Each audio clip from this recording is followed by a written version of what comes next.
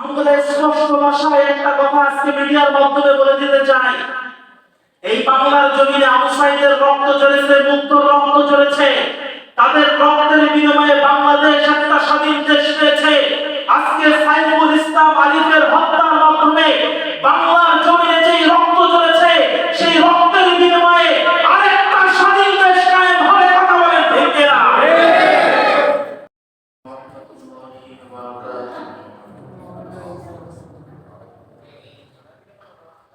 الحمد لله نحمده ونستعينه ونستغفره ونعوذ بالله من شرور أنفسنا ومن سيئات أعمالنا. من يهده الله فلا مضل له ومن يضلله فلا هادي له. ونشهد أن لا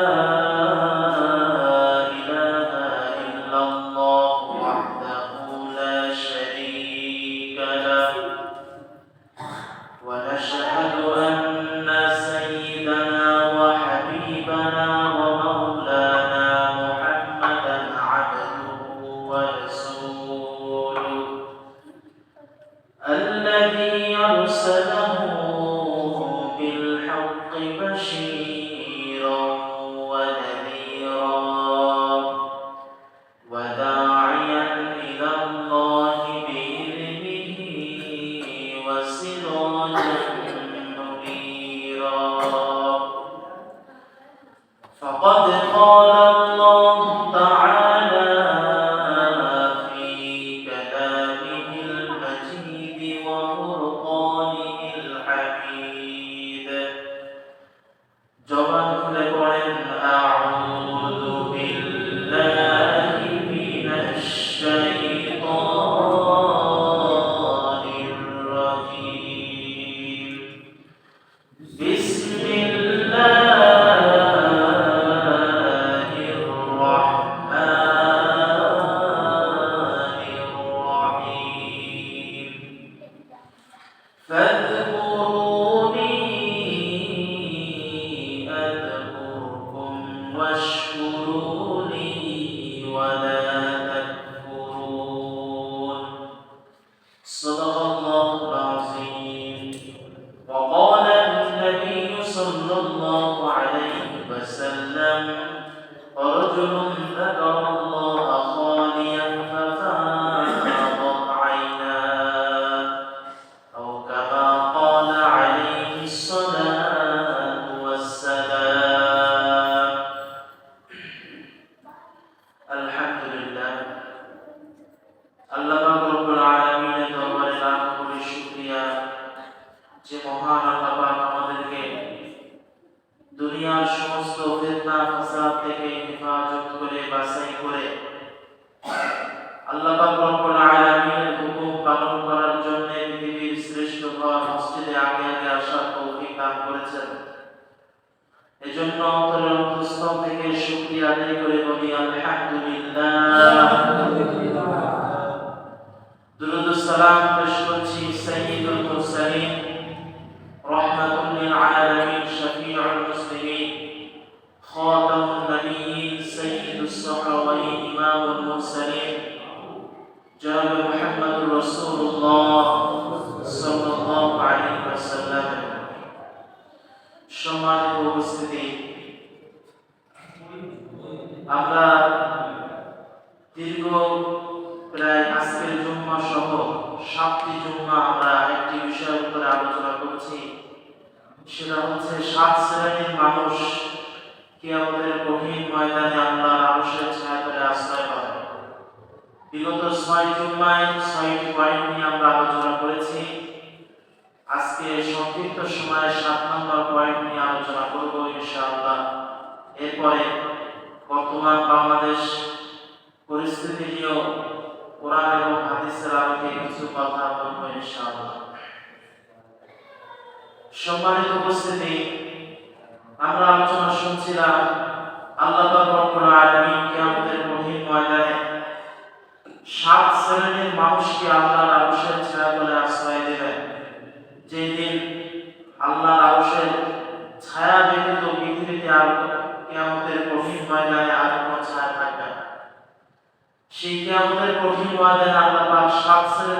মানুষকে আল্লাহর আরশের ছায়াতলে আশ্রয় দিবেন। তার ভিতরে 7 নম্বর পয়েন্ট হচ্ছে নবীজি সাল্লাল্লাহু আলাইহি ওয়াসাল্লাম বলেন, রাজুলুন যাকারাল্লাহা খালিয়ান ফাফারাদাত আইনাহু। 7 নম্বরে নবীজি সাল্লাল্লাহু আলাইহি ওয়াসাল্লাম বলেন, ওই ব্যক্তি আল্লাহর আরশের ছায়াতলে আশ্রয় পাবেন যিনি নীরবে আল্লাহর জিকির করেন, আল্লাহকে স্মরণ করেন, আল্লাহ পাক রব্বুল আলামিনের কথা স্মরণ করে করে নীরবে আল্লাহকে ডাকেন। ফলে ফাফাদাত আইনা, এই আল্লাহকে ডাকার ফলে নীরবে আল্লাহকে স্মরণ করার কারণে তার দুই চোখ দিয়ে অশ্রু প্রবাহিত হয়। সুবহানাল্লাহ।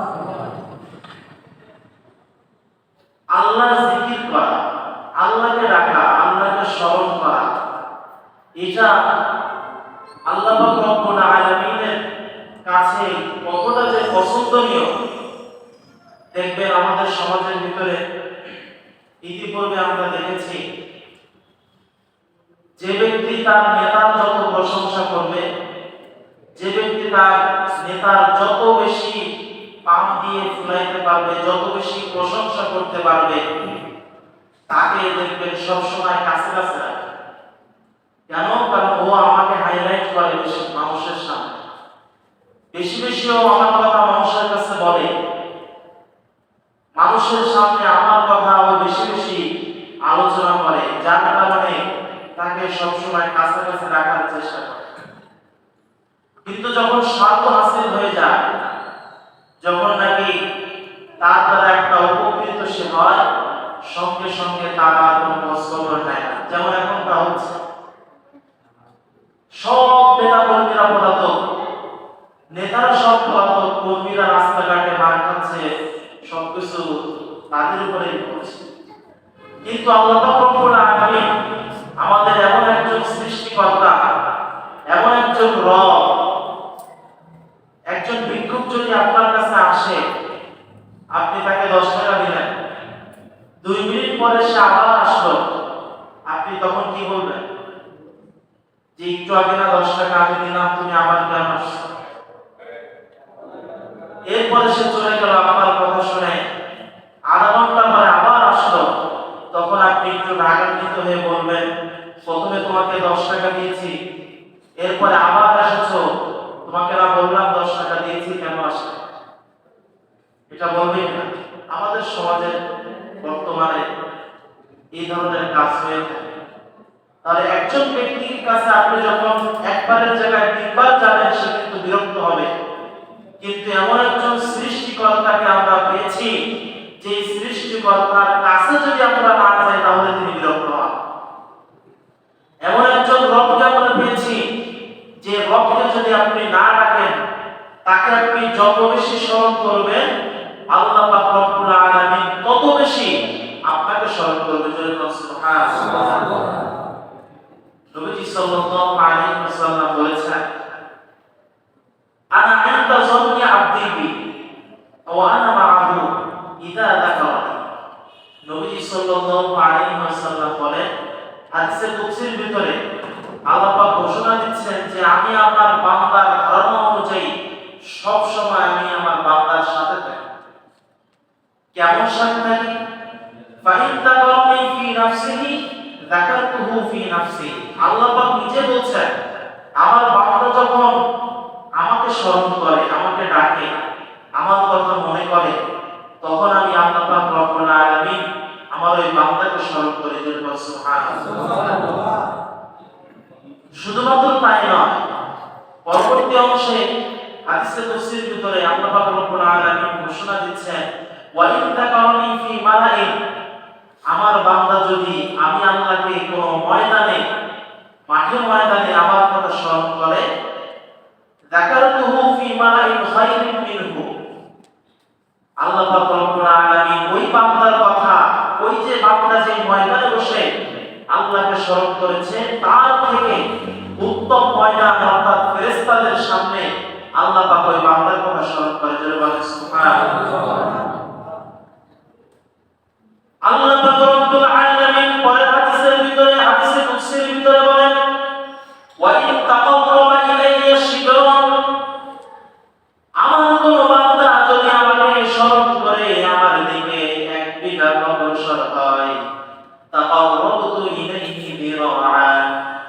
বান্দা আমার দিকে এক বিঘাত অগ্রসর হয়েছে, ওই বান্দার দিকে আমি এক হাত অগ্রসর হয়ে যাই। জোরে বলেন সুবহানাল্লাহ।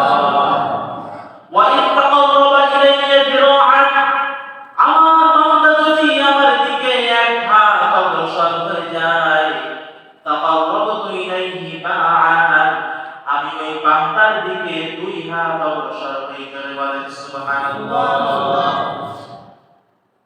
এরপর আল্লাহ পাক বলেন ওয়া ইন আতানি ইয়ামশি, বান্দা যদি আমার দিকে হেঁটে হেঁটে আসে, ওই বান্দা যদি আমার দিকে হেঁটে হেঁটে আসে, আতাইতুহু হারওয়ালাতান, ওই বান্দার দিকে আমি আল্লাহ পাক দৌড়ে দৌড়ে আসি। জোরে বলেন সুবহানাল্লাহ। কতটা আল্লাহ পাক আমাদেরকে ভালোবাসে। বান্দার দিকে, আল্লাহর দিকে যত আপনি আগাবেন, আল্লাহ পাক তত বেশি আপনার দিকে অগ্রসর হবে। আর আপনি যত বেশি আল্লাহর দিকে, যত বেশি আপনি দূরে সরে যাবেন, আল্লাহ পাক রব্বুল আলামিন আপনার থেকে দূরে সরে যাবে। শয়তান আল্লাহ পাক রব্বুল আলামিনের থেকে বান্দাকে দূরে সরানোর জন্য যে চ্যালেঞ্জটা নিয়েছিল, আল্লাহ পাক রব্বুল আলামিন সেই কথা কোরআনে কারীমের ভিতরে তুলে ধরেছেন। শয়তান চ্যালেঞ্জ দিয়েছিল, বান্দার চতুর্পাশ থেকে আমি আসব, বান্দাকে আমি তোমার শরণ থেকে মুখ ফিরিয়ে নিব, এমন ভাবে মুখ ফিরিয়ে নিব, ওয়ালা তাজিদু আকতারাহুম শাকিরিন, কোন অধিকাংশ বান্দাকে তুমি তোমার শুকরকারী হিসেবে পাবে। সেই কথাই আল্লাহ পাক কোরআনে কারীমের ভিতরে তুলে ধরেছেন। আল্লাহ পাক রব্বুল আলামিন বলেন ইস্তাহওয়াযা আলাইহিমুশ শাইতানু ফাআনসাহুম যিকরাল্লাহ। আল্লাহ পাক রব্বুল আলামিন বলেন শয়তান মানুষের উপরে এমন ভাবে প্রভাব বিস্তার করে, এমন ভাবে মানুষের উপরে শয়তানের জালটা বিছায়, এক পর্যায়ে মানুষ আল্লাহর জিকিরকে ভুলে যায়। যে সমস্ত মানুষ আল্লাহর জিকিরকে ভুলে যায়, আল্লাহ পাক বলেন উলাইকা হিজবুশ শাইতান, এরা হচ্ছে শয়তানের দল। যারা আল্লাহর জিকিরকে ভুলে যায়, আল্লাহকে স্মরণ করা থেকে ভুলে যাবে, আল্লাহকে সারাটা দিনের ভিতরে স্মরণ করা প্রয়োজন মনে করে না, আল্লাহ পাক রব্বুল আলামিন কোরআনে কারীমের ভিতরে এই ধরনের মানুষকে একটা সার্টিফিকেট দিয়েছেন। আল্লাহ পাক রব্বুল আলামিন কোরআনে কারীমের ভিতরে বলেন আলা ইন্না হিজবাশ শাইতানি হুমুল খাসিরুন, যারা নাকি আল্লাহর জিকির থেকে মুখ ফিরিয়ে নেয়, আল্লাহর জিকিরকে তারা ভুলে যায়, মনে রেখো আল্লাহ বলছেন এরা হচ্ছে শয়তানের দল, এরা সব সময় ক্ষতিগ্রস্ত। আমার ভাইরা, শয়তানের টার্গেট হচ্ছে মানুষকে আল্লাহর জিকির থেকে মুখ ফিরিয়ে নেওয়া। তখন তার একটা চিকিৎসা আল্লাহ কোরআনে দিয়েছেন, সেটা হচ্ছে ফাজকুরুনি আযকুরুকুম। বান্দা শয়তান তোমাকে তোমার রব থেকে তোমাকে ভুলিয়ে দিয়েছে, তোমার রবের কথা তোমার মনে থাকে না, সুতরাং যখনই তুমি আমাকে ভুলে যাবে, সঙ্গে সঙ্গে আবার আমাকে স্মরণ করো, আমি আল্লাহ পাক তোমাকে স্মরণ করবো। যেরকম সুবহানাল্লাহ, এটা হচ্ছে জিকির। এটা কি জিকির? এজন্য নবীজি বলেছেন রাজুলুন যাকারাল্লাহ খালিয়ান, যে 7 শ্রেণীর মানুষ আল্লাহ আরশের ছায়াতলে আশ্রয় পাবেন, তার ভিতরে 7 নাম্বার হচ্ছে ওই সমস্ত ব্যক্তি যারা আল্লাহকে নীরবে স্মরণ করে, গোপনে স্মরণ করে, স্মরণ করতে করতে এক পর্যায়ে তাদের চোখ দিয়ে পানি প্রবাহিত হয়। কোরআনে কারীমের ভিতরে জিকিরের 5টা অর্থ আসছে। জোরে বলতে হবে কয়টি? 5টি অর্থ আসছে। আমাদের সমাজে অনেক জিকির আছে, সামনে আসবে আলোচনায়। কোরআনে কারীমের ভিতরে আল্লাহ পাক জিকির শব্দটা 5টি অর্থে ব্যবহার করেছেন। কয়টি অর্থে জোরে বলেন তো? 5টি অর্থ। 1 নাম্বার জিকির শব্দের অর্থ হচ্ছে কোরআন। 1 নাম্বার জিকির শব্দের অর্থ কি? কোরআন। আল্লাহ পাক রব্বুল আলামিন কোরআনে কারীমের ভিতরে বলেন ইন্না নাহনু নাযালনা যিকরা ওয়া ইন্না লাহু লাহাফিজুন। সূরা হিজর 14 নম্বর পারার 1 নম্বর পৃষ্ঠা 8 নম্বর লাইনের 9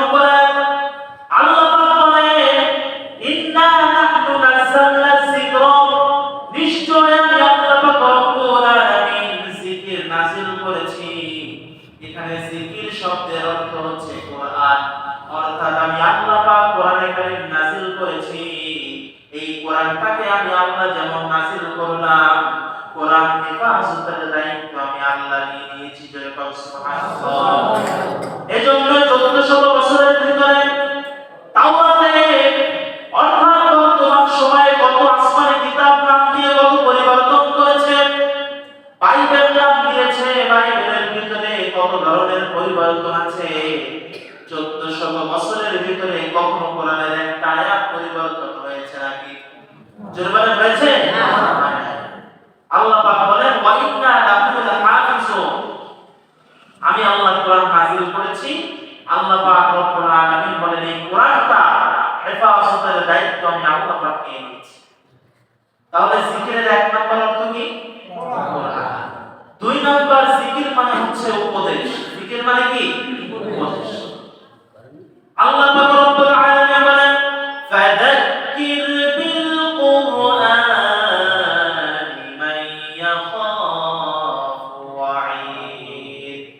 সূরা কফ 26 নম্বর পারা 19 নম্বর পৃষ্ঠার 11 নম্বর লাইনের 45 নম্বর আয়াত।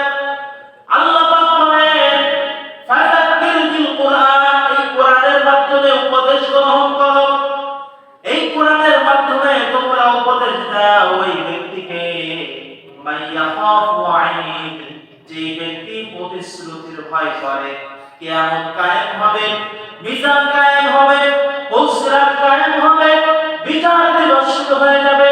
কিয়ামতের বর্ণনার কথা যে ব্যক্তি ভয় করে, আল্লাহ পাক বলেন ফাযাক্কির, তুমি উপদেশ দাও। এইখানে জিকির শব্দের অর্থ হচ্ছে উপদেশ। তাহলে দুই নাম্বার জিকির মানে উপদেশ। তিন নাম্বার জিকির শব্দের অর্থ হচ্ছে সালাত, নামাজ। আল্লাহ রাব্বুল আলামিন কোরআনে কারীমের ভিতরে বলে দিয়েছেন ইযা নুদিয়া লিস-সালাতি মিন ইয়াউমিল জুমআতি ফাসআউ ইলা যিকরিল্লাহ। চলো বলেন আল্লাহু আকবার। আল্লাহু আকবার। সূরাতুল জুমআ 28 নম্বর পারা 13 নম্বর পৃষ্ঠা 5 নম্বর লাইনে 9 নম্বর আয়াত। আল্লাহ পাক বলেন জুমার দিন যখন নাকি নামাজের সময় হয়ে যাবে, নামাজের ঘোষণা যখন দেওয়া হয়ে যাবে, ফাসআউ ইলা যিকরিল্লাহ, তখন তোমরা আল্লাহর জিকিরের দিকে দৌড়াও। আল্লাহর জিকিরের দিকে দৌড়াও মানে নামাজের দিকে দৌড়াও। সুতরাং জিকির শব্দের অর্থ এখানে হচ্ছে নামাজ। চার নাম্বার জিকির মানে আল্লাহর আইন। আল্লাহ পাক রব্বুল আলামিন জিকির শব্দ দ্বারা আল্লাহর আইন বুঝিয়েছেন। কোরআনে কারীমের ভিতরে আল্লাহ পাক রব্বুল আলামিন সুন্দর করে বলে দিয়েছেন সেই কথা। আল্লাহ পাক কোরআনে কারীমের ভিতরে বলেন ওয়া মান আ'রাদা আন যিকরি ফাইন্না লাহু মাঈশাতান দনকা। সূরা তাহা 16 নম্বর পারা 19 নম্বর পৃষ্ঠা 13 নম্বর লাইনের 124 নম্বর আয়াত। আল্লাহ পাক রব্বুল আলামিন বলেন ওয়া মান আ'রাদা আন যিকরি, যেই ব্যক্তি আমার জিকির থেকে মুখ ফিরিয়ে নেবে। এইখানে জিকির মানে হচ্ছে, জিকির মানে এখানে আল্লাহ পাক বুঝিয়েছেন আল্লাহর আইন। যে ব্যক্তি আমার আইন থেকে মুখ ফিরিয়ে নেয়, আমি আল্লাহ পাক রব্বুল আলামিন তাকে দুইটা শাস্তি দেব। চলে বলেন কয়টি? চলে বলেন কয়টি? এক নাম্বার শাস্তি হলো মাঈশাতান দনকা, সংকীর্ণময় জীবন। আমি আল্লাহ পাক তার জীবনের ভিতরে দিয়ে দেব। লক্ষ লক্ষ টাকা দুনিয়ার ভিতরে কামাই করবে, একটা টাকারও বরকত হবে না এমন মানুষ আছে না নাই? জোরে বলেন আছে না নাই? হাজার হাজার টাকা কামাই করে, লক্ষ লক্ষ টাকা কামাই করে, টাকা পয়সার বরকত নাই, মাস শেষে 1 টাকাও থাকে না। আল্লাহ পাক বলেন যারা কোরআনের আইন থেকে মুখ ফিরিয়ে নেয়, এক নাম্বার শাস্তি হলো সংকীর্ণময় জীবন তাদেরকে দান করব।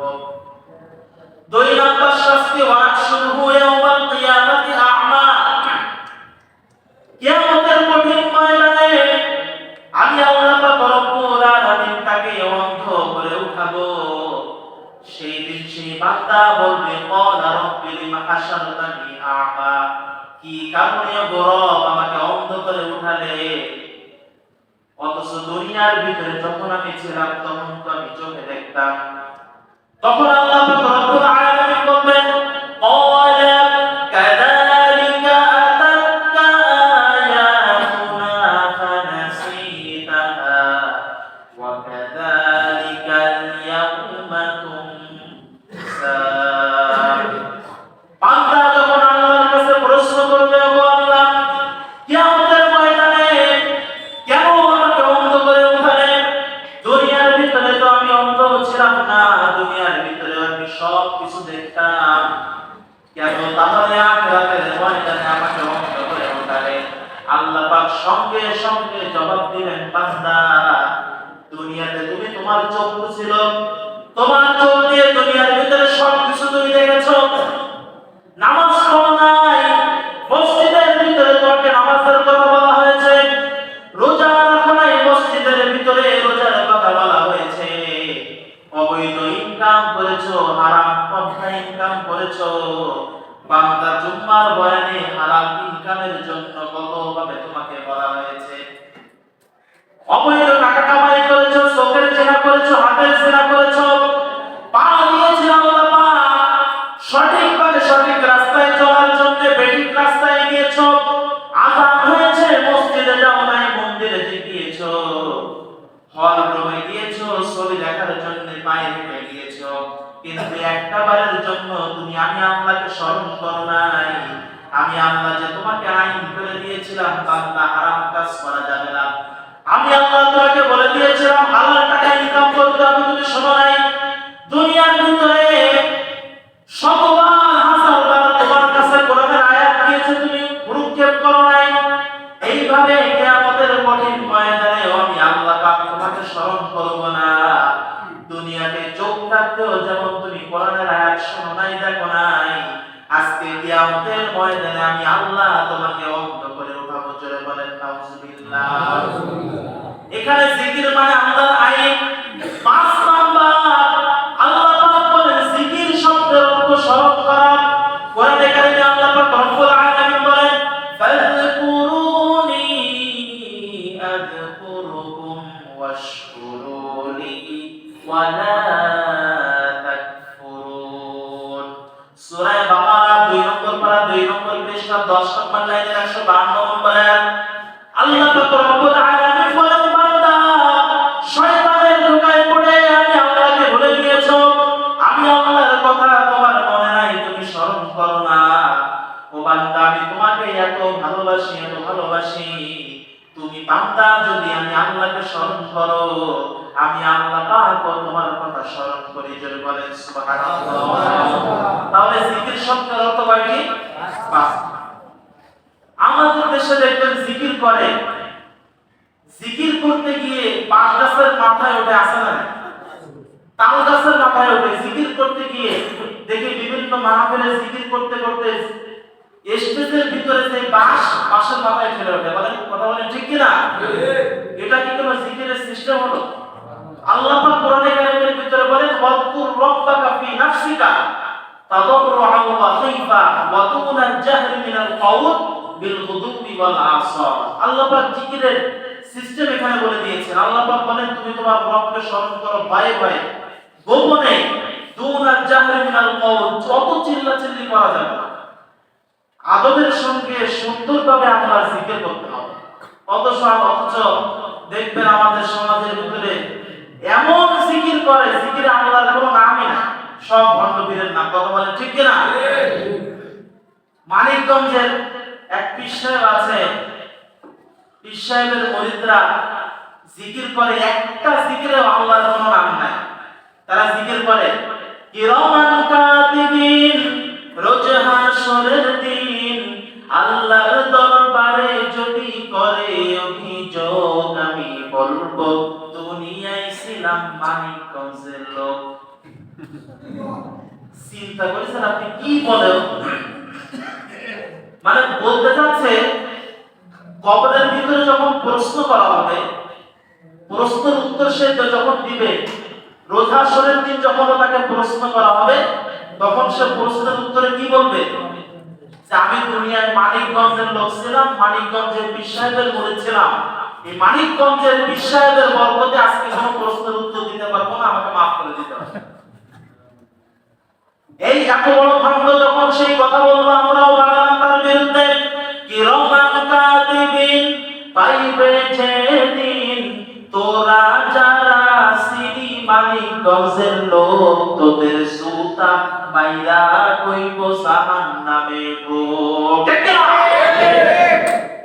অথচ গানটা এমন হওয়ার দরকার ছিল, কিরমান কাতিবিন, রোজ হাশরের দিন আল্লাহর দরবারে যদি করে অভিযোগ, আমি বলবো দুনিয়ায় ছিলাম মুহাম্মাদের লোক। ঠিক না? জিকির করে, এত পরিমাণে ভণ্ডামি জিকিরের ভিতরে আমার দেশে আছে, যে ভণ্ডামি অন্য কোনো দেশে এত নাই। আমাদের ফরিদপুরের সব থেকে ভণ্ডামি জিকির যত আছে, তার ভিতরে সব থেকে ভণ্ডামি জিকির হয় আমাদের ফরিদপুরে আটরশির দরবার। আপনারা নাম শুনেছেন? জিকির করতেছে আমাদের কোনো নামই নাই। নতুন ঈদের চাঁদ উঠেছে আটরশির গায়, দেখবি কারা ভাই বোনেরা আইরে শুতে ইয়াওয়া। জিকির আমার দয়াল বাবা গো, আমার খাজা বাবা গো, আমি তোমায় ছাড়া বাঁচিব কি দিয়া। এগুলো জিকির হলো। এই সমস্ত জিকির যেখানে দেখবেন সুপা পিঠা করে সেখান থেকে বিদায় করবেন। কথা বলে ঠিক না? আমাদের বেনাপোলেও আছে, বেনাপোলেও আছে এই ধরনের জিকিরের মজলিস প্রতি বছর হয়। কোথায় হয়, কিভাবে হয়, কি অবস্থায় হয়, সব আপনারা জানেন, আমি বলবো।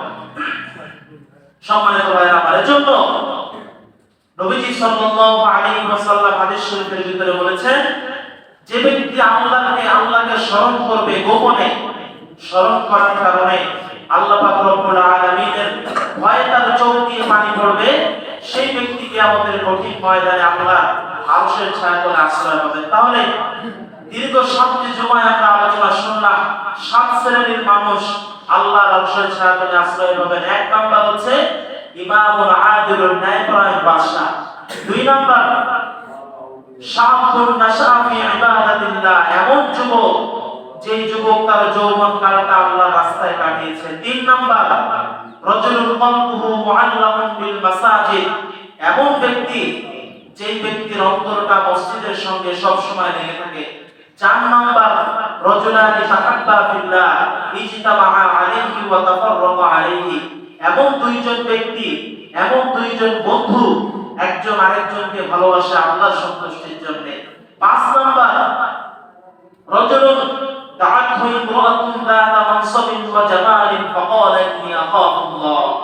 5 নাম্বার ওই ব্যক্তি, যে ব্যক্তিকে কোন সুদর্শন নারী নিজের দিকে অপকর্মের জন্য ডেকেছে, আর তখন সে স্মরণ করেছে কাকে? জোরে বলতে হবে কাকে? আল্লাহ। 6 নাম্বার রাজুলুন তাসাদ্দাকা বিসাদাকাতিন ফাআফাহা হাত্তা লা তা'লামা শিমালুহু মা তুনফিকু ইয়ামিনুহু।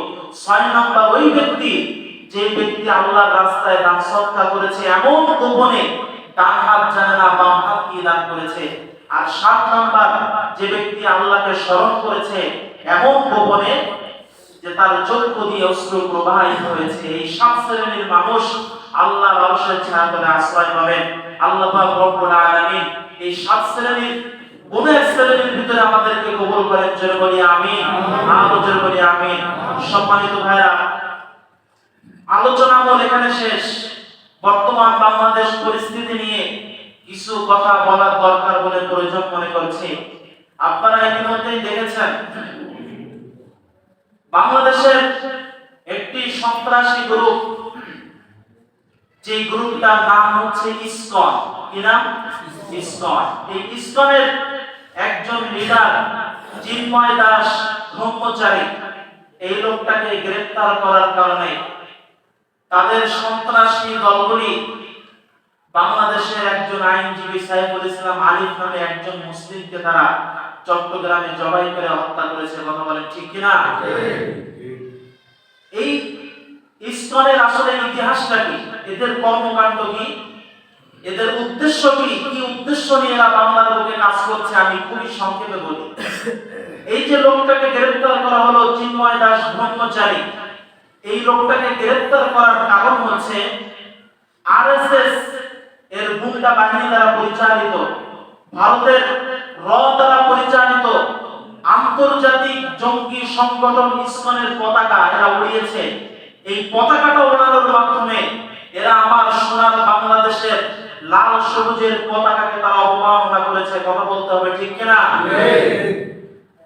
এই অপরাধে যখন তাকে রাষ্ট্রদ্রোহী মামলায় যখন তাকে গ্রেফতার করা হলো, ঠিক সেই মুহূর্তে বাংলাদেশের একজন মুসলিম নাগরিক সাইফুল ইসলাম আলিফ, যাকে এপিপি অর্থাৎ অ্যাডিশনাল পাবলিক প্রসিকিউটর হিসেবে, রাষ্ট্রপক্ষের আইনজীবী হিসেবে তাকে নিয়োগ দেওয়া হয়েছে। রাষ্ট্রপক্ষের আইনজীবী হিসেবে তাকে নিয়োগ দেওয়ার কারণ হলো যেহেতু এটা রাষ্ট্রদ্রোহী মামলা, এই কারণে তাকে নিয়োগ দেওয়া হলো। কিন্তু এই সন্ত্রাসী বাহিনী ইসকন গ্রুপের কিছু সন্ত্রাস আমার এই মুসলিম ভাইকে হত্যা করেছে। শুধুমাত্র হত্যা করে ক্ষান্ত হয় নাই, তারা আইন কোর্টের সামনে তারা মারামারি করেছে। সেইখানে একটা মসজিদ ছিল, সেই মসজিদটাকে তারা ভাঙচুর করেছে। কথা বলেন, ঠিক কিনা? অথচ আমরা বাংলাদেশের বহু ছাত্ররা মন্দির পাহারা দিয়েছে, তাদেরকে পূজা করার সুযোগ করে দিয়েছে, আর তারা আমাদের এই মসজিদটাকে ভেঙে প্রমাণ করে দিয়েছে তারা বাংলাদেশের নাগরিক হতে পারে না, তারা ভারতের দালাল। কথা বলেন, ঠিক কিনা? ইসকনের যে সমস্ত সদস্য আছে তাদেরকে বলতে চাই, যেহেতু এটা ভিডিও হচ্ছে, ওই সমস্ত গুন্ডাদেরকে বলতে চাই, এটা বাংলাদেশ, এটা গুজরাট নয়। গুজরাটে মুসলমানদেরকে মেরে তারা গুজরাটে মুসলমানদের কসাইখানা খুলেছে। বাংলাদেশকেও যদি তারা গুজরাট মনে করে, পূর্বের স্বৈরাচারের যেমন জবাব দেওয়া হয়েছে, আল্লাহর কসম তোদেরকে এমন জবাব দেওয়া হবে। কথা বলেন, ঠিক কিনা? মুসলমান কত বড় সাহস! ৯২% মুসলমানের দেশে তারা এই ধরনের কুকর্ম চালিয়ে গেল। আমার কলিজার টুকরা মুসলমানকে তারা প্রকাশ্যে জবাই করে হত্যা করে দিল। ইসকনের এই যে ইসকন শব্দটা, এটার অর্থ কি? এটার অর্থ হচ্ছে, ইসকন একটা সংক্ষেপ নাম, এটার অর্থ হচ্ছে international society for Krishna consultation. এই ধরনের একটা নামের অর্থ তারা যোগদান করেছে। এই সংগঠনটি চালায় মূলত এরা নাম দেয় এরা হিন্দু দেশধারী, অথচ এই সংগঠনটি মূলত চালানো হয় ইহুদিদের মাধ্যমে, খ্রিস্টানদের মাধ্যমে এটা চালানো হয়। যিনি এটা প্রতিষ্ঠিত করেছেন তার নাম হচ্ছে অভয় চরণাবৃন্দ। এই লোকটা 1966 সালে সর্বপ্রথম আমেরিকার নিউ ইয়র্কে এই সংগঠনটা তিনি প্রতিষ্ঠিত করেছেন।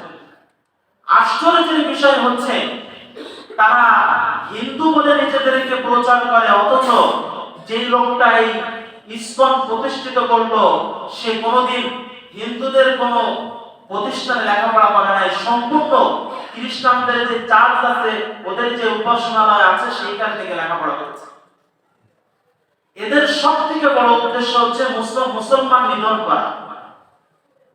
এদের যত অপকর্ম আপনি দেখবেন, একটা যুবককে, তাবরিজ নামে এক যুবককে তারা হত্যা করেছে জয় শ্রীরাম না বলার কারণে, পিটিয়ে হত্যা করে দিয়েছে। 2014 সালে স্বামীবাগে একটা জায়গা আছে যেখানে তারাবির নামাজরত অবস্থায় এই ইসকনের সন্ত্রাসীরা মুসল্লিদের উপরে হামলা করেছে। 2016 সালে সিলেটে নামাজরত অবস্থায় মুসল্লিদের উপরে হামলা করেছে ইসকনের সংগঠনের এই সন্ত্রাসীগুলি। শুধুমাত্র তাই নয়, সিলেটের এক মসজিদের ইমাম ইসকনের বিরুদ্ধে ফেসবুকে স্ট্যাটাস দেওয়ার কারণে তাকে প্রকাশ্যে দিনের বেলায় জবাই করে হত্যা করা হয়েছে। সবথেকে অবাক করা বিষয়, সারা বাংলাদেশে বুয়েটের এক ছাত্রকে পিটিয়ে হত্যা করা হয়েছিল আবরার ফাহাদ। নাম শুনেছেন না আপনারা? এই আবরার ফাহাদকে যারা পিটিয়ে হত্যা করেছিল এদের ভিতরে একজনের নাম ছিল অমিত সাহা। এই অমিত সাহা ইসকনের সদস্য। এইভাবে করে সারা বাংলাদেশে তারা সন্ত্রাসী কর্মকাণ্ড চালিয়ে যাচ্ছে। তারা নির্ভয়ে চালিয়ে যাচ্ছে। আমরা স্পষ্ট ভাষায় একটা কথা আজকে মিডিয়ার মাধ্যমে বলে দিতে চাই, এই বাংলার জমিনে আবু সাঈদের রক্ত ঝরেছে, মুক্তর রক্ত ঝরেছে, তাদের রক্তের বিনিময়ে বাংলাদেশ একটা স্বাধীন দেশ পেয়েছে।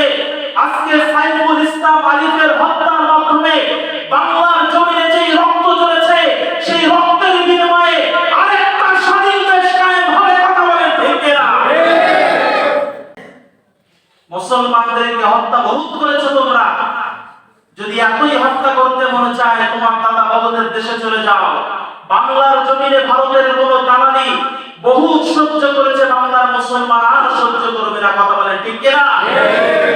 সম্মানিত ভাই আমার, এজন্য ইসলাম যেখানে দেখবেন প্রতিবাদ করবেন, যেভাবেই হোক প্রতিবাদ করা লাগবে।